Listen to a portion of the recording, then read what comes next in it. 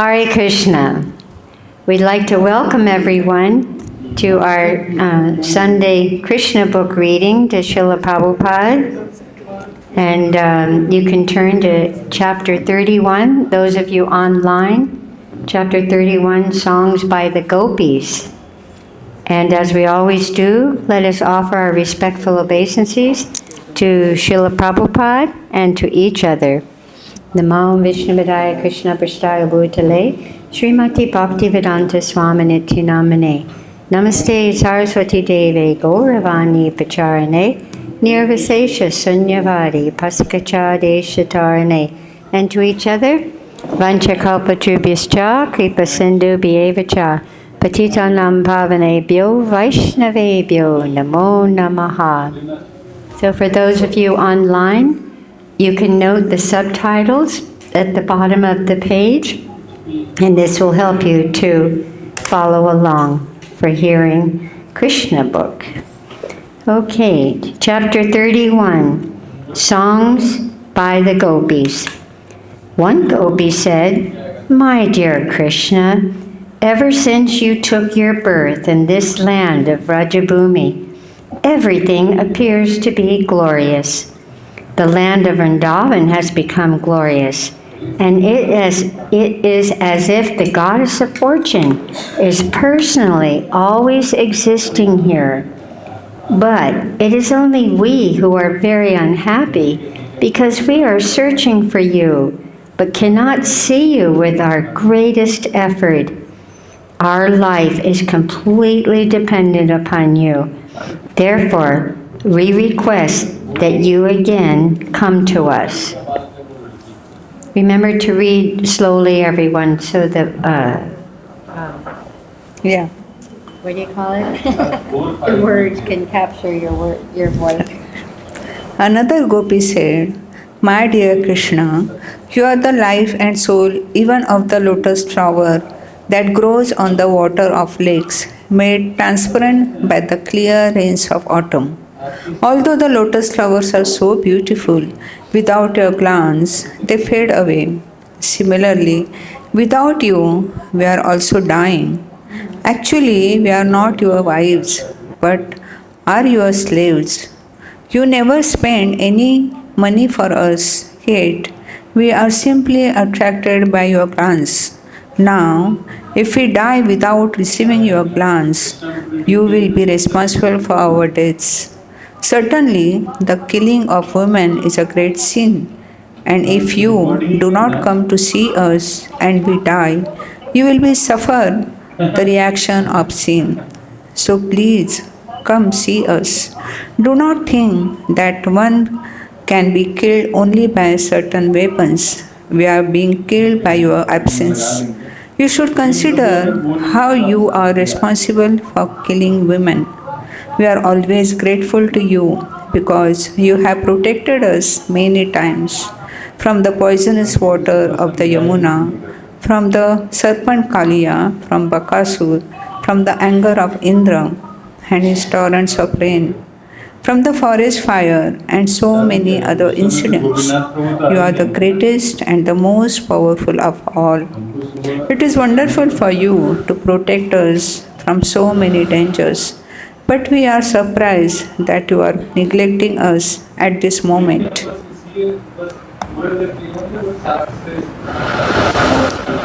Dear Krishna, dear friend, we know very well that you are not actually the son of Mother Yasoda or the cowherd man Nanda Maharaja. You are the Supreme Personality of Godhead and the super soul of all living entities. You have, out of your own causeless mercy, appeared in this world, requested by Lord Brahma for the protection of the world. It is by your kindness only that you have appeared in the dynasty of Yadu. O best in the dynasty of Yadu, if anyone afraid of this materialistic way of life takes shelter at your lotus feet, you never deny him protection. Your moments are sweet and you are independent, touching the goddess of fortune with one hand and in the other bearing a lotus flower. That is your extraordinary feature. Please, therefore, come before us and bless us with the lotus flower in your hand.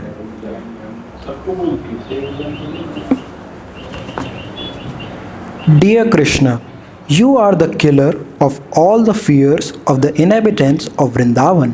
You are the supremely powerful hero, and we know that you can kill the unnecessary pride of your devotee as well as the pride of women like us simply by your beautiful smile.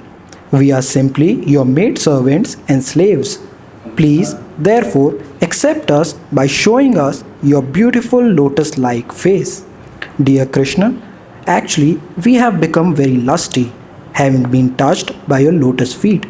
Your lotus feet certainly kill all kinds of sinful activities of devotees who have taken shelter there.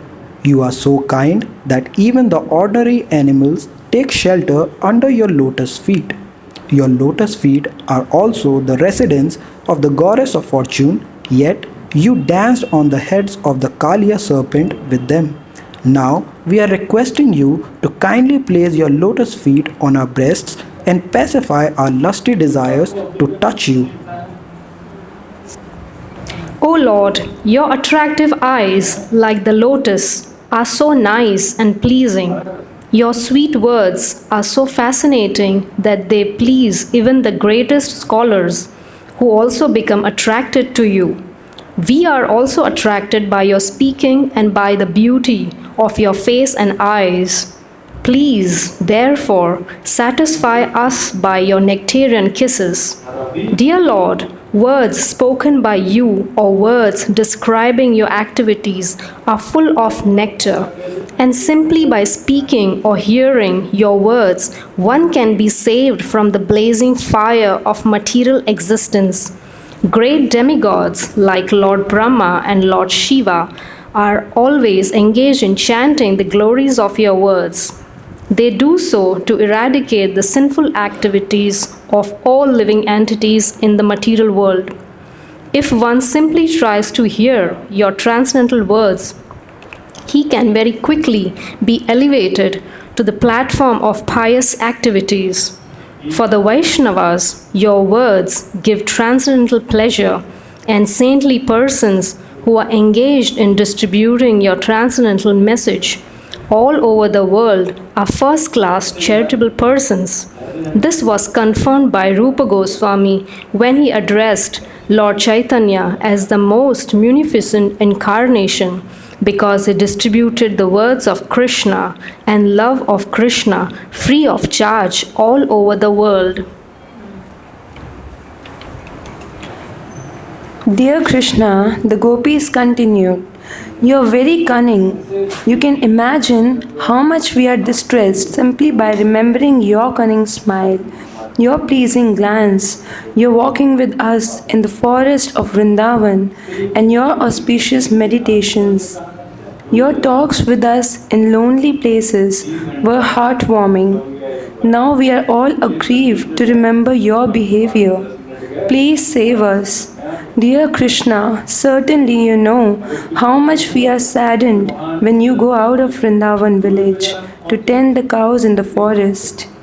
How we are afflicted simply to think that your lotus feet are being pricked by the dry grasses and tiny stones in the forest. We are so attached to you that we always think simply of your lotus feet." O Krishna, when you return from the pasturing ground with the animals, we see your face covered by your curly hair and dusted by the hoof dust of the cows.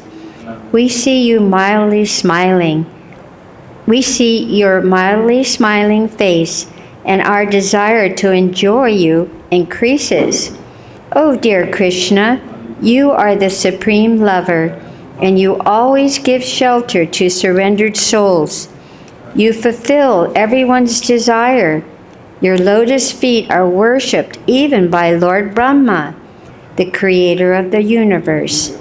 On whoever worships your lotus feet, you, without a doubt, always bestow your benedictions. So kindly be pleased with us and keep your lotus feet on our breasts, and thus relieve our present distresses. Dear Krishna, we are seeking your kisses, which you offer even to your flute. The vibration of your flute enchants the whole world, and our hearts also. Kindly, therefore, return and kiss us with your mouth of nectar. Thus ends the Bhaktivedanta purport of the 31st chapter of Krishna, Songs by the Gopis. Haribo. Chapter 32. Krishna returns to the gopis. When Lord Krishna finally reappeared among the assembled gopis, he looked very beautiful, just befitting a person's with all kinds of opulences. In the Brahma Samhita, it is stated, Ananda Chinmaya Rasa Pratibhavita. Krishna alone is not particularly beautiful, but when his energy, especially his pleasure energy represented by Radharani, expands, he looks very magnificent. The Mayavadi conceptions of perfections and absolute truth without potency is due to insufficient knowledge. Actually, outside the exhibition of his different potencies, the absolute truth is not complete. Ananda Chinmaya Rasa means that his body is a transcendental form of eternal bliss and knowledge. Krishna is always surrounded by different potencies, and therefore he is perfect and beautiful. We understand from the Brahma Samhita and Skanda Puran that Krishna is always surrounded by many thousands of goddesses of fortune.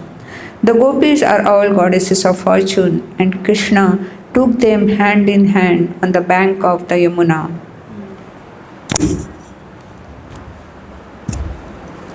It is said in this Skanda Purana that out of many thousands of gopis, 16,000 are prominent. Out of those 16,000 gopis, 108 are especially prominent. Out of these 108 gopis, 8 are still prominent. Out of these 8 gopis, Radharani and Chandravali are even more prominent. And out of these 2 gopis, Radharani is the most prominent. When Krishna entered the forest on the bank of the river Yamuna, the moonlight dissipated the surrounding darkness. Due to the season, flowers like the Kunda and Kadamba were blooming, and a gentle breeze was carrying their aroma. Due to the aroma, the bees were also flying in the breeze, thinking that the aroma was honey. The gopis made a seat for Krishna by leveling the soft sand and placing cloths over it.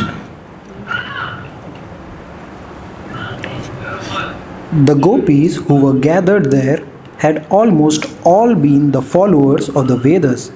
In their previous births, during Lord Ramchandra's advent, they had been Vedic scholars who desired the association of Lord Ramchandra in conjugal love. Ramchandra had given them the benediction that they would be present for the advent of Lord Krishna and he would fulfill their desires. During Krishna's advent, the Vedic scholars took birth in the shape of the gopis in Vrindavan. As young gopis, they got the association of Krishna in fulfillment of their previous birth's desire. The ultimate goal of their perfect desire was attained, and they were so joyous that they had nothing further to desire. This is confirmed in the Bhagavad-Gita. If one attains the Supreme Personality of Godhead, then he has no desire for anything. When the gopis had Krishna in their company, not only all their grief but their lamenting in the absence of Krishna was relieved. They felt they had no desire to be fulfilled. Fully satisfied in the company of Krishna, they spread their cloths on the ground. These garments were made of fine linen and smeared with the red kumkum which decorated their breasts. With great care, they spread a sitting place for Krishna. Krishna was their life and soul, and they created a very comfortable seat for him. Sitting on the seat amongst the gopis, Krishna became more beautiful.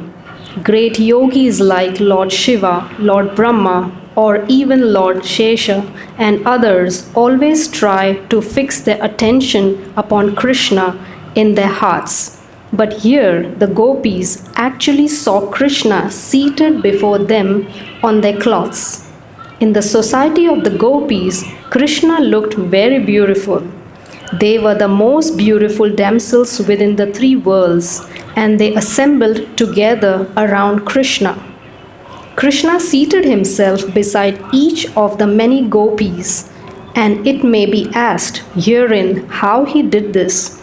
There is a significant word in this verse, Ishvara. As it is stated in the Bhagavad-Gita, Ishvaraha Sarva Bhutanam. Ishvara refers to the Supreme Lord as the Supersoul seated in everyone's heart. Krishna also manifested this potency of expansion as Paramatma in this gathering with the gopis. Krishna was sitting by the side of each gopi, unseen by the others. Krishna was so kind to the gopis that instead of sitting in their hearts to be appreciated in yogic meditation, he seated himself by their sides. By seating himself outside, he showed special favor to the gopis, who were the selected beauties of all creation. Having gotten their most beloved Lord, the gopis began to please him by moving their eyebrows and smiling, and also by suppressing their anger. Some of them took his lotus feet in their laps and massaged them, and while smiling, they confidentially expressed their suppressed anger and said, "Dear Krishna, we are ordinary women of Vrindavan, and we do not know much about Vedic knowledge, what is right and what is wrong.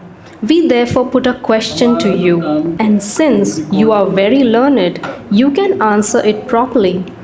In dealings between lovers, we find that there are three classes of men. One class simply receives, another class reciprocates favorably, even if the lover is very contrary, and the third class neither acts contrary nor answers favorably in dealings of love. So, out of these three classes, which do you prefer, or which do you call honest?" In answer, Krishna said, "My dear friends, persons who simply reciprocate the loving dealings of the other party are just like merchants. They give in loving affairs as much as they get from the other party. Practically, there is no question of love. It is simply self-interested or self-centered business dealing. Even those without a tinge of loving affairs are better than these merchants. Better than the first class is the second class of men who love in spite of the opposite party's contrariness. Such sincere love can be seen when the father and mother love their children in spite of their children's neglect. The third class neither reciprocate nor neglect. They can be further divided into two classes. One comprises the self-satisfied who do not require anyone's love.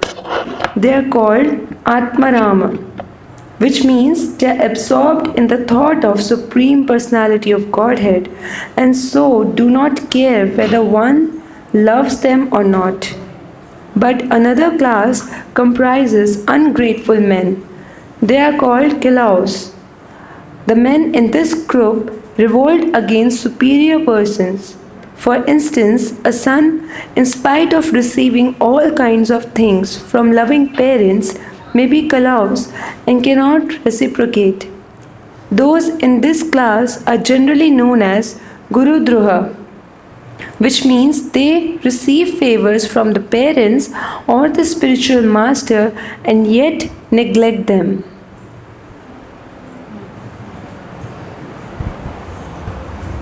Krishna indirectly answered the questions of the gopis, even those questions which implied that Krishna did not properly reciprocate their dealings. In answer, Krishna said that he, as the Supreme Personality of Godhead, is self-satisfied. He does not require anyone's love, but at the same time, he said that he is not ungrateful. My dear friends, Krishna continued, you might be aggrieved by my words and acts, but you must know that sometimes I do not reciprocate my devotees' dealings with me. My devotees are very much attached to me, but sometimes I do not reciprocate their feelings properly in order to increase their love for me more and more. If I can very easily be approached by them, they might think, oh, Krishna is so easily available. So sometimes I do not respond. If a person has no money, but after some time accumulates some wealth and then loses it, he will think of the lost property 24 hours a day. Similarly, in order to increase the love of my devotees, sometimes I appear to be lost to them, and instead of forgetting me, they feel their loving sentiments for me increase. My dear friends, do not think for a moment that I have been dealing with you as I do with ordinary devotees. I know what you are. You have forsaken all kinds of social and religious obligations. You have given up all connection with your parents.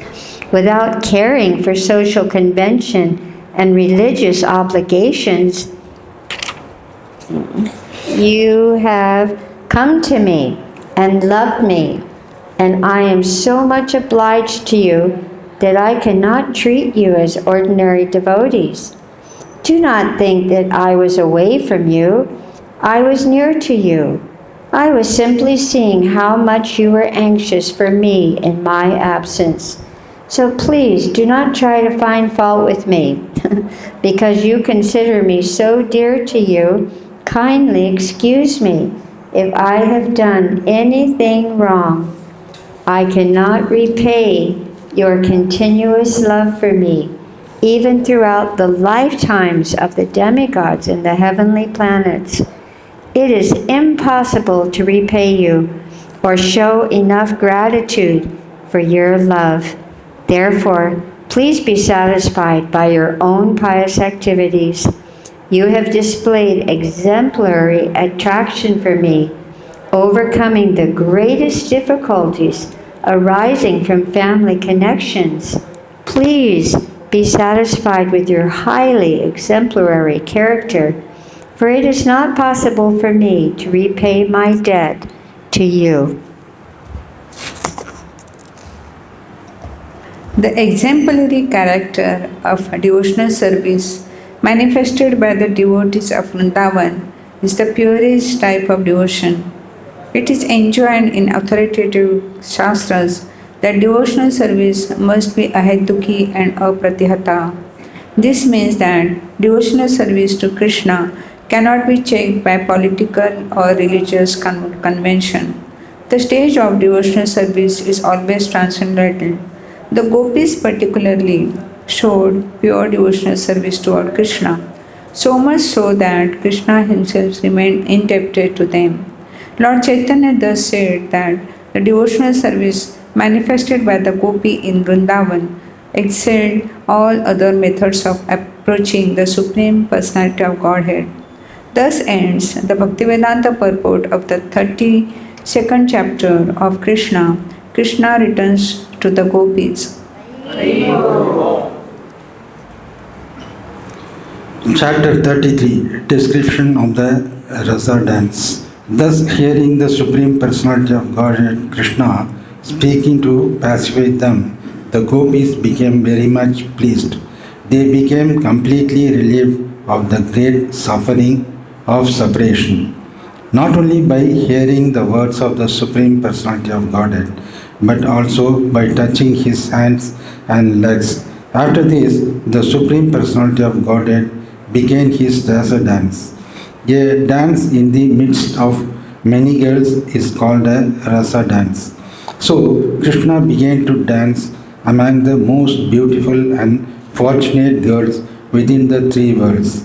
The gopis of Vrindavana, who were so attracted to him, danced with Krishna hand in hand.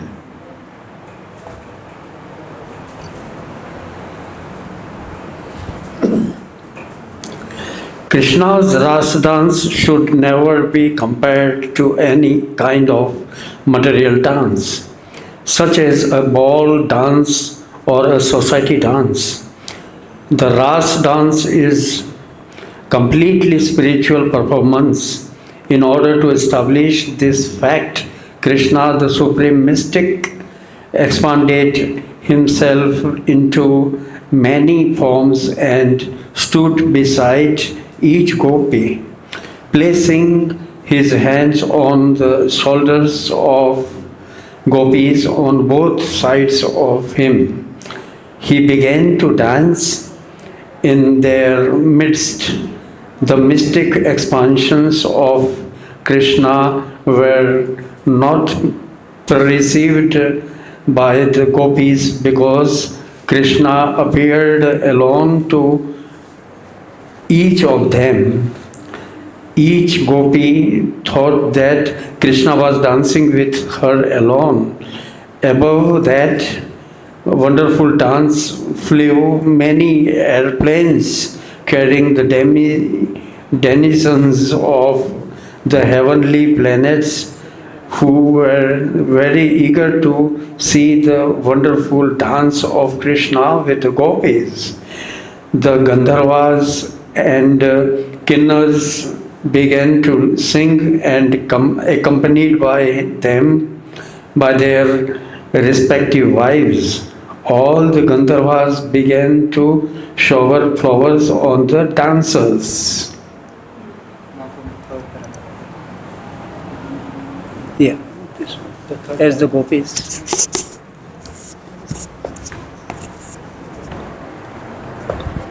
As the gopis and Krishna danced together, a very blissful musical sound was produced from the tinkling of their bells, ornaments, and bangles.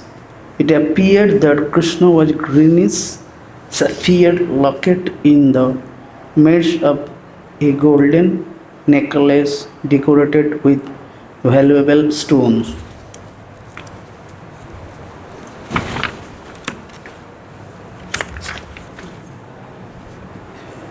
While Krishna and the gopis danced, they displayed extraordinary bodily features. The movements of their legs, their placing their hands on one another, the movements of their eyebrows, their smiling, the movements of the gopis' breasts, clothes, and earrings, their cheeks, their hair with flowers. As Krishna and the gopis sang and danced, these combined to appear like clouds, thunder, snow, and lightning. Krishna's bodily features appeared just like a group of clouds. The gopis' songs were linked like thunder. Their beauty appeared to be just like lightning in the sky, and the drops of perspiration visible on their faces appeared like falling snow. In this way, the gopis and Krishna fully engaged in dancing.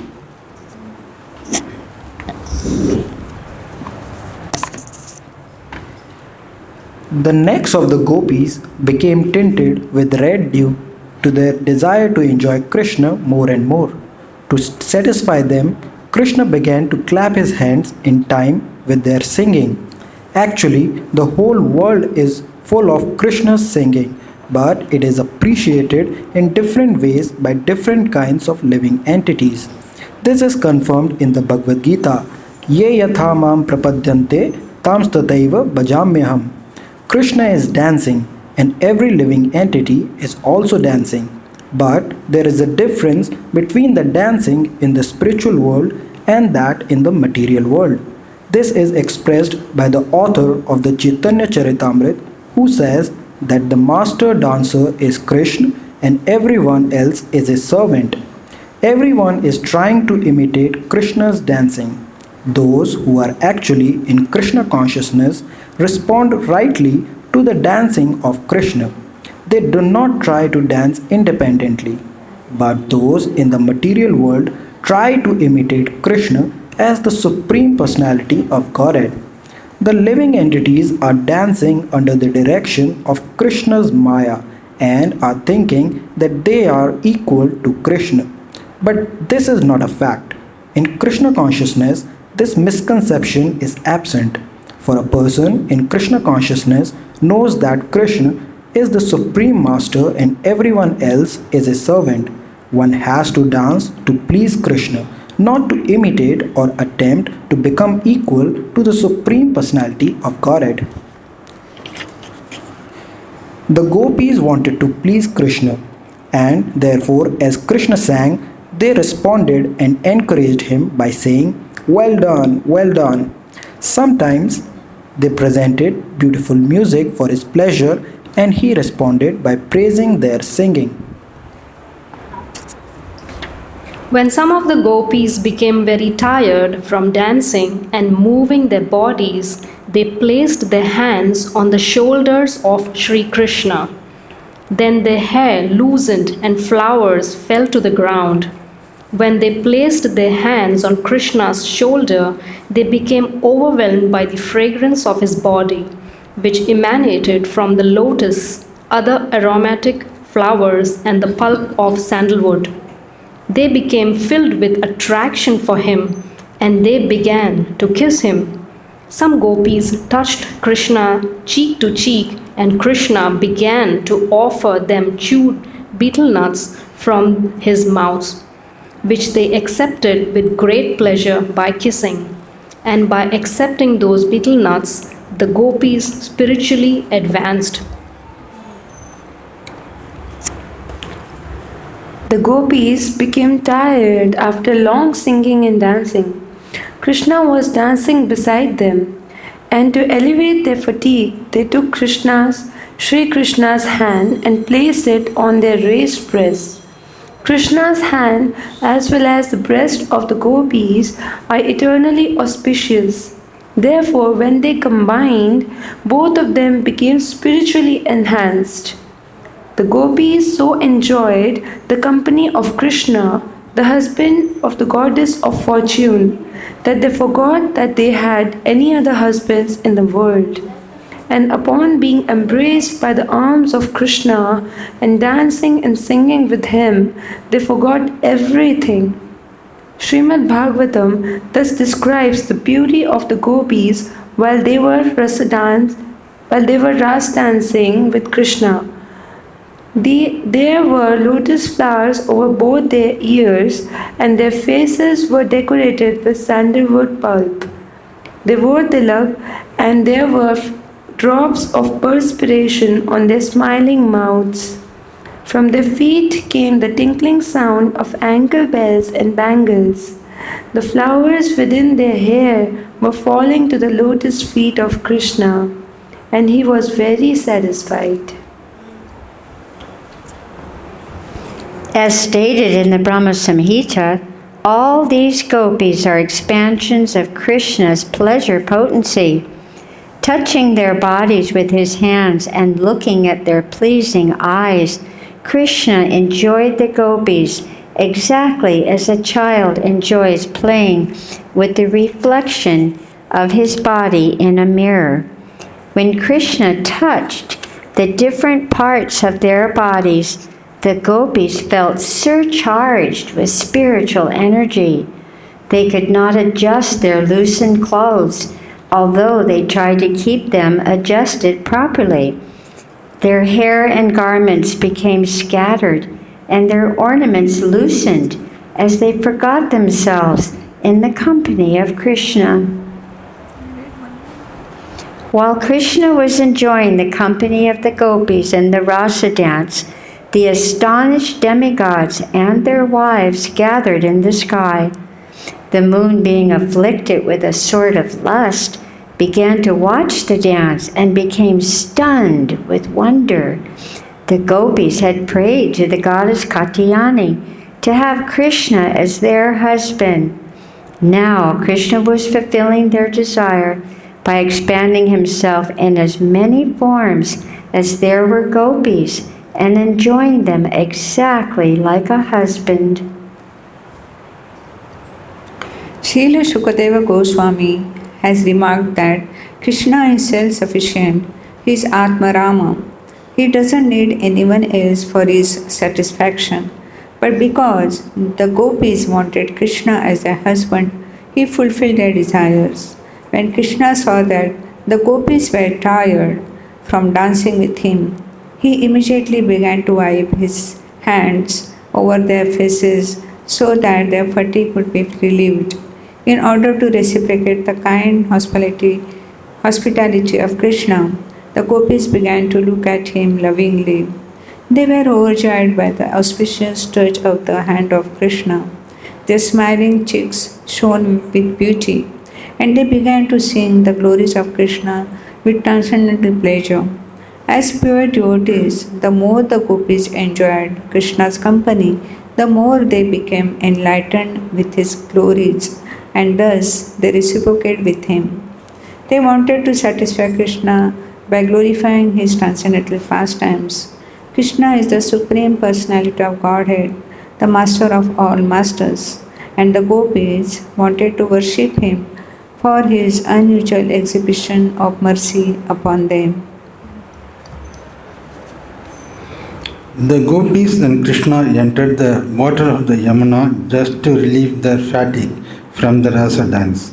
The lily flower garlands around the necks of the gopis were strewn to pieces due to the gopis embracing the body of Krishna, and the flowers were reddish from being smeared with the kumkuma on their breasts. The bumblebees were humming about in order to get honey from the flowers. Krishna and the gopis entered the water of the Yamuna just as an elephant enters the water tank with his many female companions. Both the gopis and Krishna forgot their real identities, playing in the water, enjoying each other's company and relieving the fatigue of rasa dance. The gopis began to splash water on the body of Krishna, all the while smiling, and Krishna enjoyed this. As Krishna was taking pleasure in the joking words and splashing water, the demigods in the heavenly planets showered flowers. The demigods thus praised the super rasa dance of Krishna, the supreme enjoyer, and his pastimes with the gopis in the water of the Yamuna.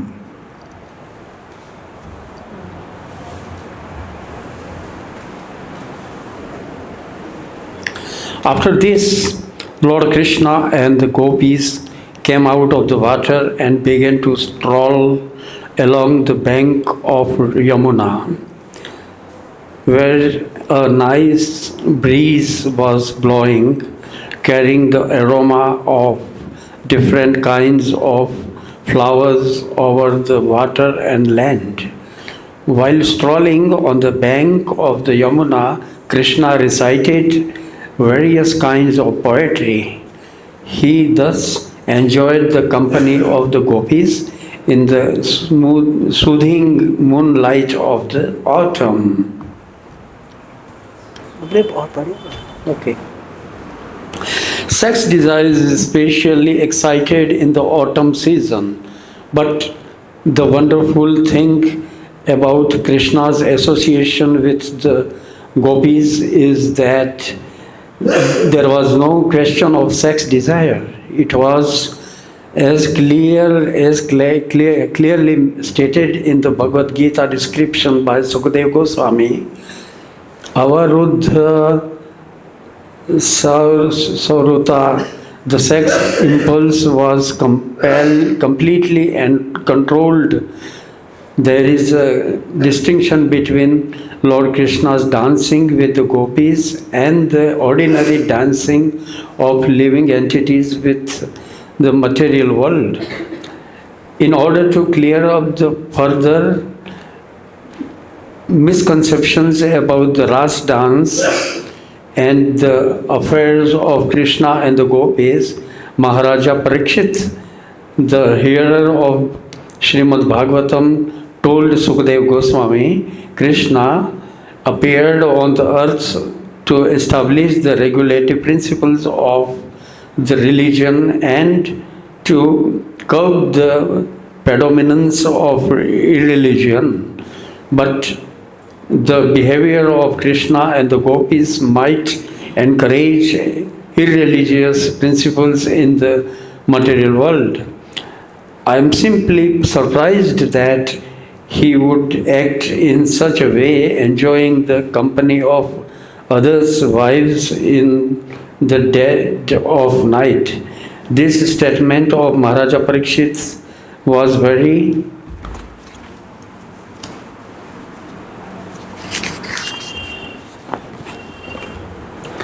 very much appreciated by Sukadeva Goswami. The answer anticipates the abominable acts of the Mayavadi impersonalists who place themselves in the position of Krishna and enjoy the company of young girls and women.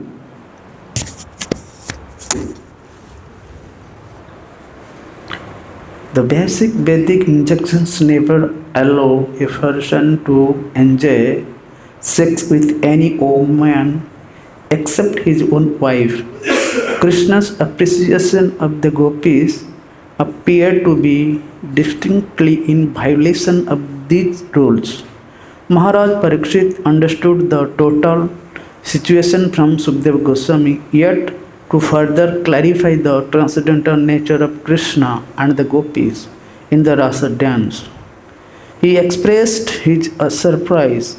This is very important in order to check the unrestricted association with women by the Prakrit Sahajiyas. In his statement, Maharaj Parikshit has used several important words which require clarification. The first word, Juguspitam, means abominable. The first doubt of Maharaj Parikshit was as follows. Lord Krishna is the Supreme Personality of Godhead who had advented himself to establish religious principles. Why then did he mix with others' wives in the dead of night and enjoy dancing, embracing and kissing? According to the Vedic injunction, this is not allowed. Also, when the gopis first came to him, he gave instruction to them to return to their homes. To call the wives of other persons or young girls and enjoy dancing with them is certainly abominable. According to the Vedas, why should Krishna have done this?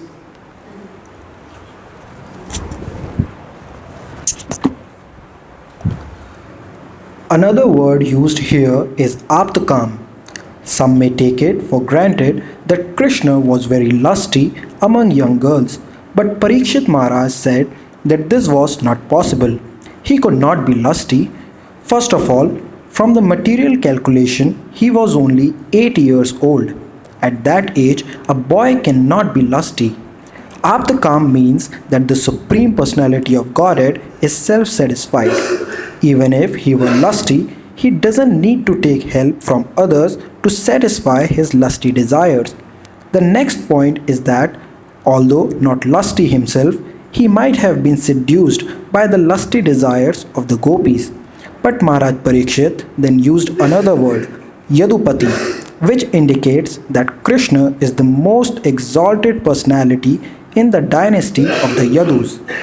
The kings in the dynasty of Yadu were considered to be the most pious, and their descendants were also like that.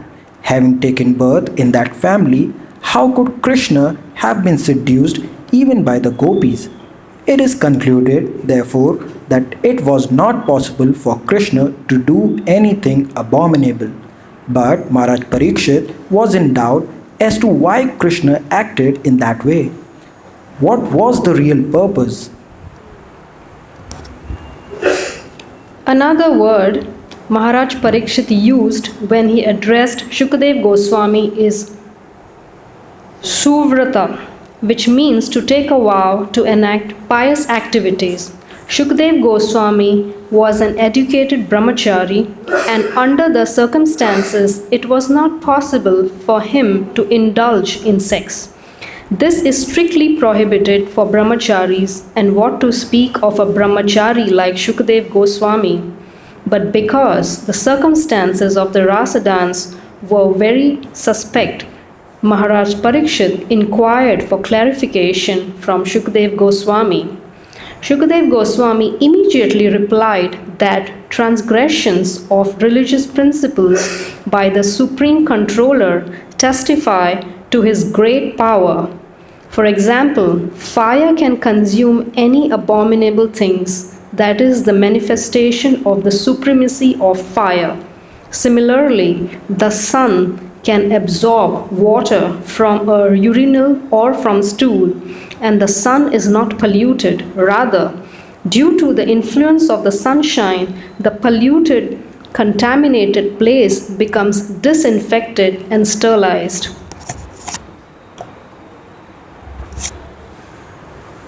One may also argue that since Krishna is the supreme authority, his activities should be followed.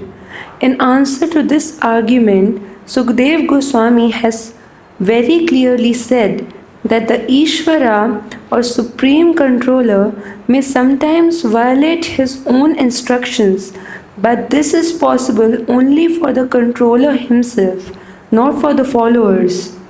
Unusual and uncommon activities by the controller can never be imitated. Shukdev Goswami warned that the conditioned followers who are not actually in control should never even imagine imitating the uncommon activities of the controller. A Mayavadi philosopher may falsely claim to be God or Krishna, but he cannot actually act like Krishna. He can persuade his followers to falsely imitate the rasa dance, but he is unable to lift Govardhan hill. We have many experiences in the past of Mayavadi rascals who delude their followers by posing themselves as Krishna in order to enjoy Rasa Leela. In many instances, they were checked by the government, arrested and punished. In Orissa, Thakur Bhakti-Vinod punished a so-called incarnation of Vishnu who was imitating the Rasa Leela with young girls. There were many complaints against the so-called incarnation. At that time, Bhakti-Vinod Thakur was a magistrate, and the government deputed him to deal with that rascal, and he punished him very severely. The Rasa Leela dance cannot be imitated by anyone. Shukdev Goswami warns that one should not even think of imitating it. He specifically mentions that if out of foolishness one tries to imitate Krishna's rasa dance, he will be killed, just like a person who wants to imitate Lord Shiva's drinking of an ocean of poison. Lord Shiva drank an ocean of poison and kept it within his throat. The poison made his throat turn blue, and therefore Lord Shiva is called Neelkantha. But if any ordinary person tries to imitate Lord Shiva by drinking poison or smoking ganja, is sure to be vanquished and will die within a very short time. Lord Shri Krishna's dealing with the gopis occurred under special circumstances.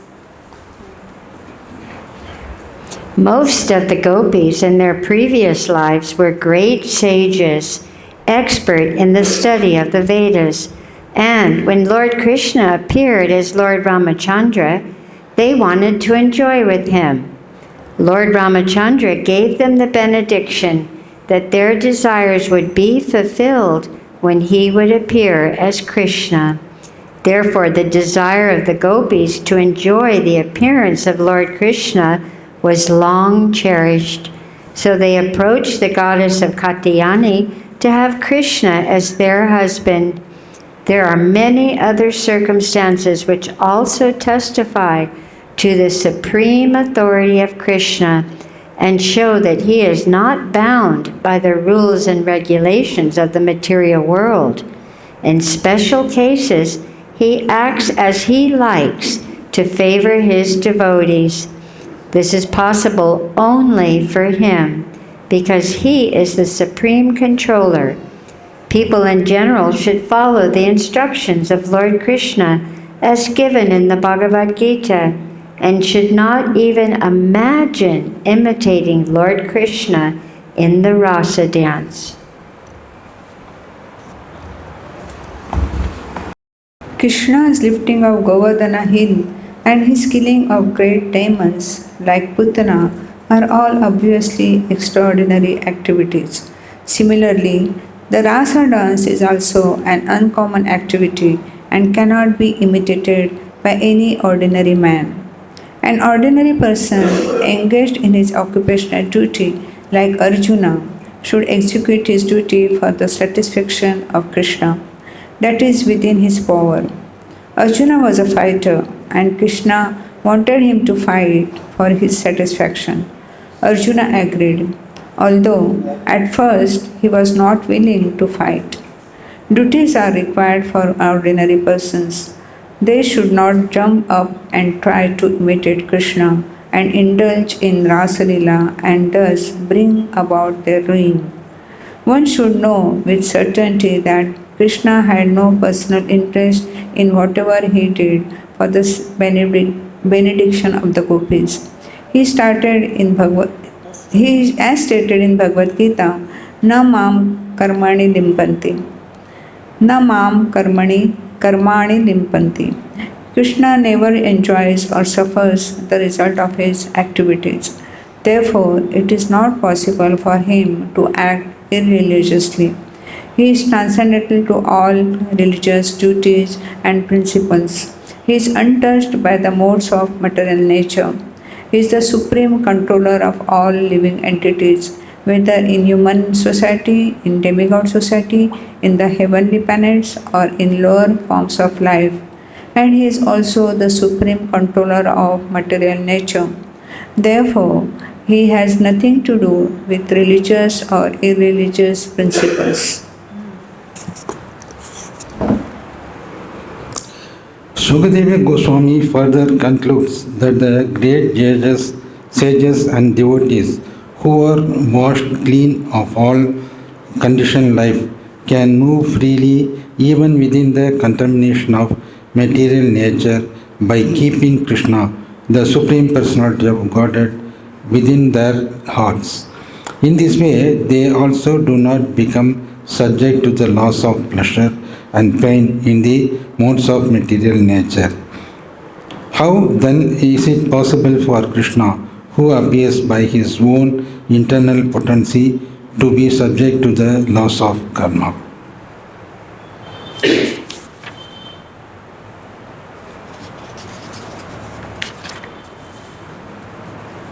Where was that? Okay. In the Bhagavad-Gita, the Lord clearly says that whenever He appears, He does so by His internal potency. He is not forced to accept a body by the laws of karma, like an ordinary living entity. Every other living entity is forced to accept a certain type of the body by his previous actions. But when Krishna appears, he always appears in a bodily body that he is not forced upon him by the action of his past deeds. His body is a vehicle for his transcendental pleasure pastimes, which are enacted by his internal potency. He has no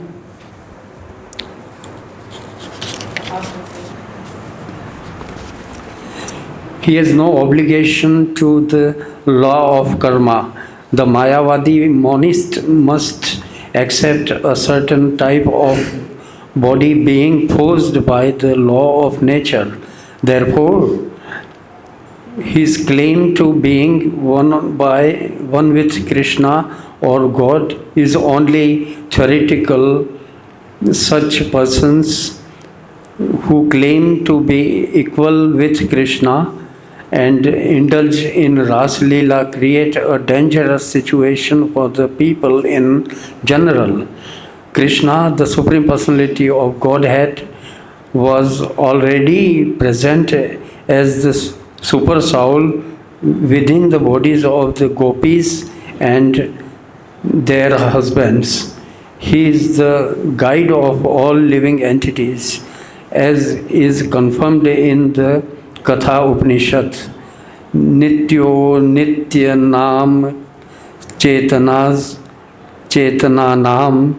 The super soul directs the individual soul to act, and the super soul is the actor of and witness of all action.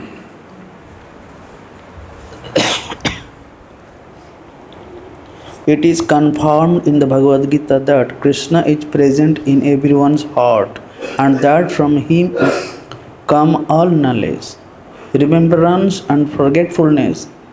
He is the original person to be known by Vedic knowledge. He is the author of the Vedanta philosophy and he knows the Vedanta philosophy perfectly well. The so-called Vedantists and Mayavadis cannot understand Krishna as he is. They simply mislead their followers by imitating the action of Krishna in an unauthorized way. Krishna, the super soul of everyone, is already within the body of everyone. Therefore, if he sees someone or embraces someone, there is no question of impropriety. Some ask that if Krishna is self-sufficient, why did he at all manifest the pastimes with the gopis, which are disturbing to the so-called moralists of the world?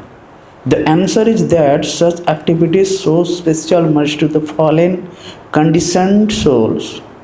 The gopis are expansions of his eternal energy, but because Krishna wanted to exhibit the Ras Leela, they appeared as ordinary human beings.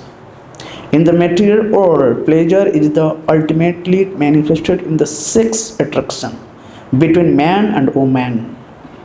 The man lives simply to be attracted by women, and the woman lives simply to be attracted by men. That is the basic principle of material life. As soon as these attractions are combined, people become more and more implicated in material existence. In order to show them, especially from special favor, Krishna exhibited this Ras Leela dance. It is just to captivate the conditioned souls. Since they are very much attracted by sex, they can enjoy the same life with Krishna and thus become liberated from the material condition. In the second canto Srimad Bhagavatam, Maharaj Parikshit also explains that the pastimes and the activities of Lord Krishna are medicine for the conditioned souls. If they simply hear about the Krishna, they become relieved of the material disease. They are addicted to material enjoyment and are accustomed to reading sex literatures, but by the hearing these transcendental pastimes of Krishna with the gopis, they will be relieved of material contamination.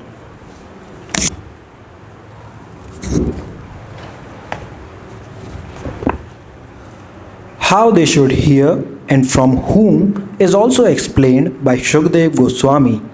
The difficulty is that the whole world is full of Mayavadis, and when they become professional reciters of Srimad Bhagavatam, and when people, without knowing the effect of the Mayavad philosophy, hear from such persons, they become confused.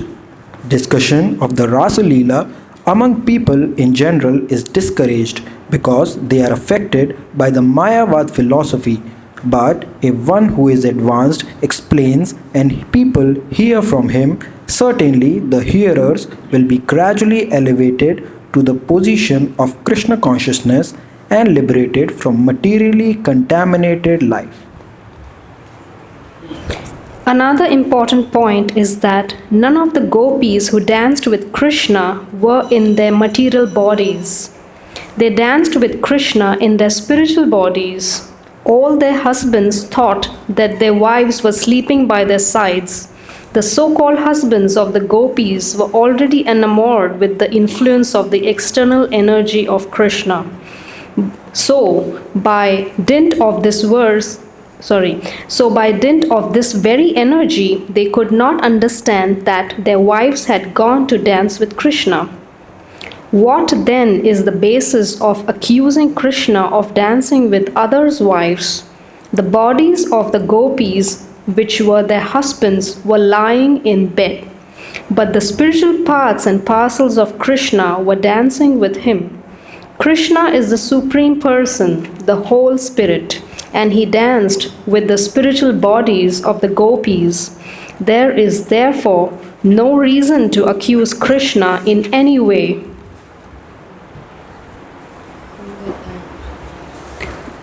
After the rasa dance was over, the night of Brahma, a very, very long period as mentioned in the Bhagavad-Gita, turned into the Brahma Muhurta. The Brahma Muhurta takes place about 1.5 hours before sunrise.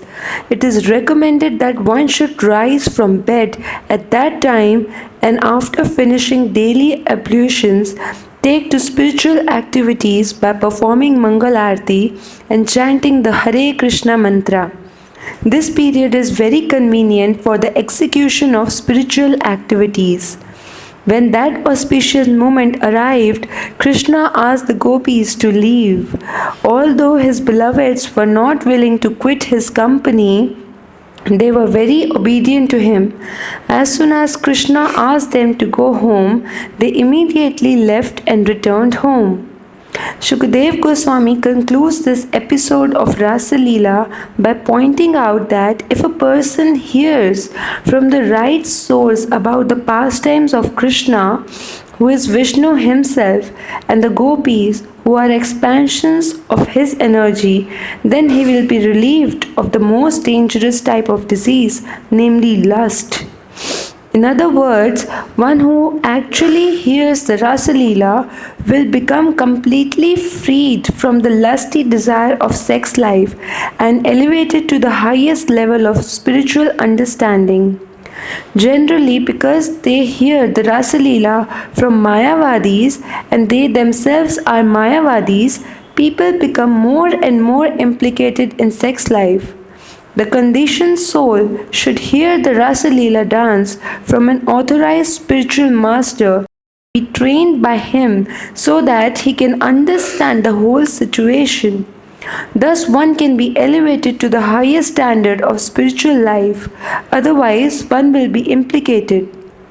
Material lust is a kind of heart disease, and to cure the material heart disease of the conditioned soul, it is recommended that one should hear, but not from the impersonalist rascals. If one hears from the right sources with right understanding, then his situation will be different.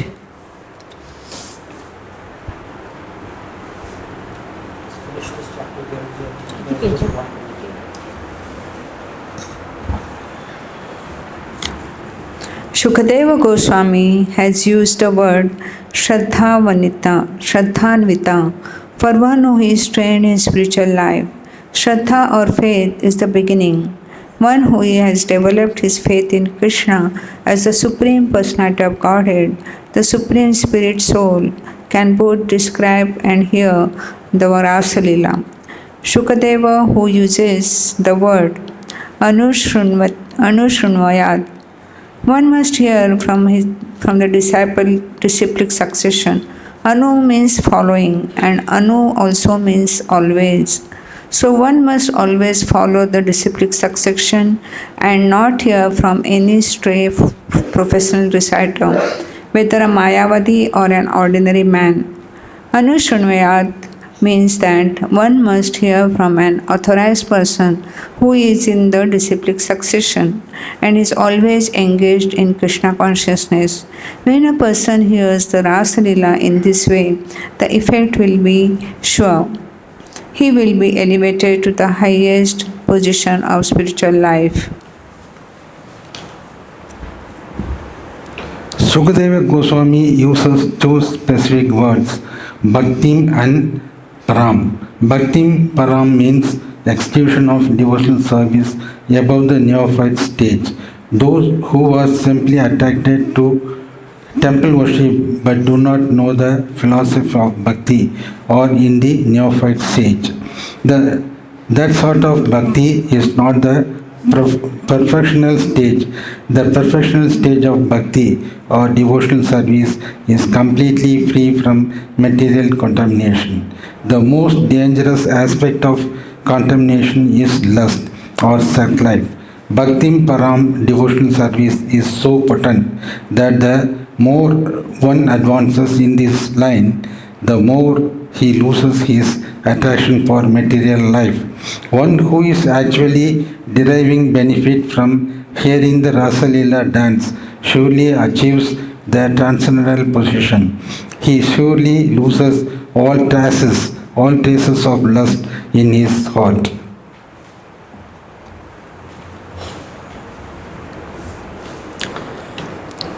Srila Vishwanath Chakravarti Thakur points out that according to the Bhagavad-Gita, Brahma's day and Brahma's night are periods of solar years expanding to 43 lakhs multiplied by 1000. According to Vishwanath Chakravarti Thakur, the Rasa dance was performed during the long period of Brahma's night.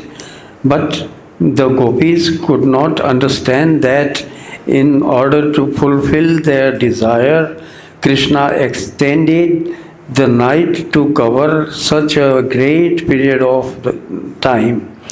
One may ask how this was possible, and Vishwanath Chakravarti Thakur reminds us that Krishna, although bound by a small rope, could show his mother the whole universe within his mouth. How was this possible? The answer is that he can do anything for the pleasure of his devotees. Similarly, because the gopis wanted to enjoy Krishna, they were given the opportunity to associate with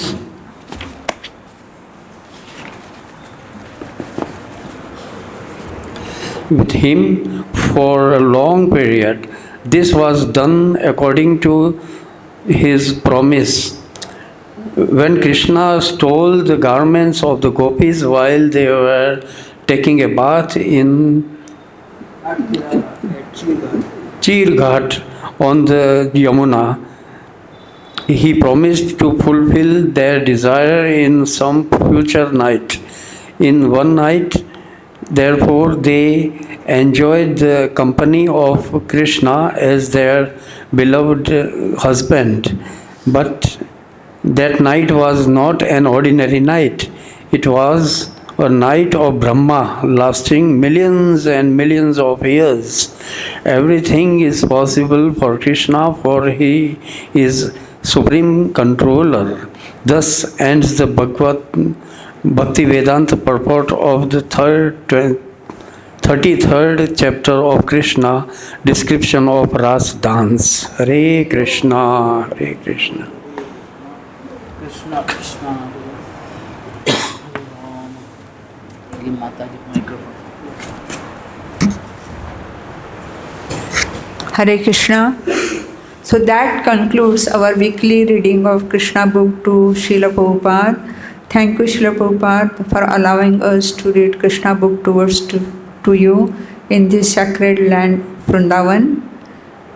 And as usual, we'll pay our obeisances to Srila Prabhupada and to each other.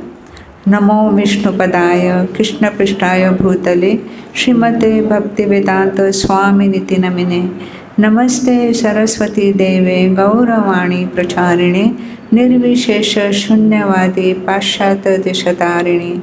And to each other, Vancha Kalpatarubhyacha Krupa Sindhubha Evacha Patitanam Pavanebhyo Vaishnavebhyo Namo Namaha. Jai Srila Prabhupada, Jai Krishna Book.